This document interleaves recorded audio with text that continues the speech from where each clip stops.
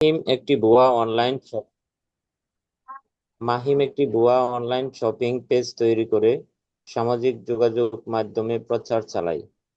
সে পণ্যের আকর্ষণীয় ছবি ও কম দাম দেখিয়ে গ্রাহকদের অর্ডার করতে প্রলুব্ধ করে। গ্রাহকরা টাকা পরিশোধ করার পর হুম। মাহিম তাদের অর্ডার বাতিল করে দেয় এবং যোগাযোগ বন্ধ করে দেয়।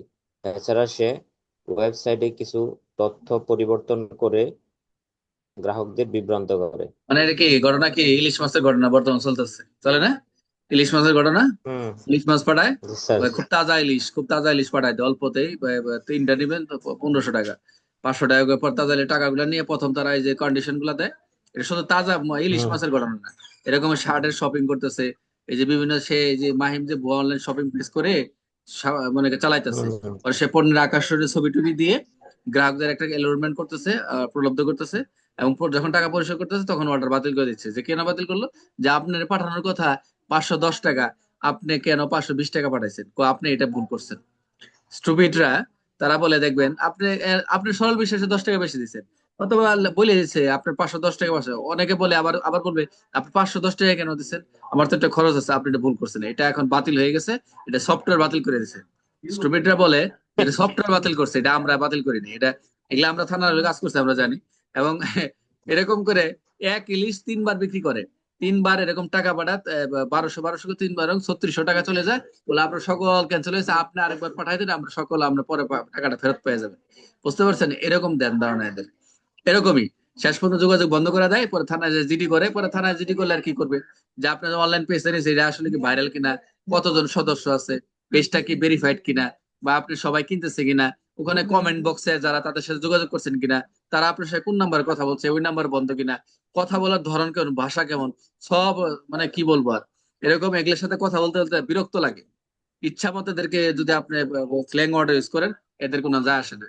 বলে হ্যাঁ আমি আমি কথাবার্তা এমন ধরন বলবে যে আমি ঢাকা থেকে বলেছি, আমার অফিসটা হচ্ছে হেডকোয়ার্টার, আমাদের হেডকোয়ার্টার হচ্ছে গুলশানে, আপনি আসতে পারেন, আপনি পাঠাই দেন। এরকম আমার এই যে কয়েকদিন আগে রাঙামাটিতে এরকম একটা ঝামেলা হয়েছে। তে রাঙামাটিতে রাঙামাটিতে ঝামেলা হয়েছে। তো আমার আসছে আসছে এক পুলিশ। পুলিশ এসে কইছে, স্যার আমি তো আর বলতে পারি না, আমি এক শার্ট 3 বার অর্ডার করছি। আমি বলছি, কি হয়েছে এক শার্ট 3 বার অর্ডার করছে মানে? আমাকে শার্টটা আমার পছন্দ হয়েছে 1000 টাকা করে। এই আষ্টশো, এত সুন্দর 5000 টাকা শার্ট, তুমি গুলশান এর মতো জায়গা তুমি 500 দিয়ে দিছো। স্যার দিছি তো, কিন্তু 10 টাকা বেশি দিছি। এখন তো স্যার, এখন আমি ভুল করে দিছি, পরে আবার ভুল হয়েছে, নাম্বারটা আমরা সমস্যা, টাকাটা আরেকবার দেন। আমি আরেকবার বলছি, 800 1600 টাকা চলে গেছে। এখন কি হয়েছে? এখন তো এটা তো যে টাইম দিতে গেছে টাইম মিলে না, এখন তো টাকা আটকে দিছে। আরেকবার টাকা দিতে গেছে, যখন সন্ধ্যা হয়েছে, এখন আর টাকা দেয় না। এখন আমার ফোন ধরেছে, পরে আমার বলতেছে আমি গুলশান থেকে বলেছি, আপনার গুলশান থাকলে কারো পাঠান। আমি বলছি যে আপনি যে কি ধরনের এক্সপার্ট এটা আমি জানা আছে, আপনি কোথায় বসে আছেন আমি তাও দেখতেছি। আপনি যা পারার আপনি করেন, এটা কিছু করেন না, এটা সফটওয়্যারের কাজ, এটা আটকায় দিছে। এটা ওই বাকি আরো 1600 টাকা দিচ্ছেন, আরো 1600 টাকা না দিলে আপনার এটা খুলবে না। তার মানে 1600 টাকা গেছে, আরো 1632 হইলে সে নাকি এটা ওপেন হবে। এই হলো কাজ কাম। তাহলে এই যে মানুষের গ্রাহকদের কিছু তথ্য টাকা পরিশোধ করার পর যে অর্ডার বাতিল, এই ধরনের যে একটা প্রতারণা, যোগাযোগ বন্ধ করে দিচ্ছে, এটা কিন্তু ওয়েবসাইটে কিছু সে বারবার পরিবর্তন করে নতুন নতুন পেজ খুলে খুলে এরকম প্রতারণা করতেছে। এটা তথ্য পরিবর্তন করে বিভ্রান্তি সৃষ্টি করতেছে, এটা একটা প্রতারণা অন্তর্ভুক্ত।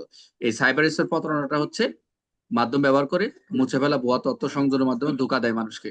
আর্থিক তথ্য সুবিধা গ্রহণ, মানুষের কাছে আর্থিক তথ্য সুবিধা গ্রহণ করে, সেটা হচ্ছে আমরা সেটা এই কাজগুলো দেখবো। প্রাইস তথ্য দেওয়া। আয় ধারায় আমরা দেখবো, সেটা বলা রয়েছে। ও তো মনে করেছে অর্থ আদায়। হ্যাঁ, এই হলো 22 ধারার মূল বিষয়।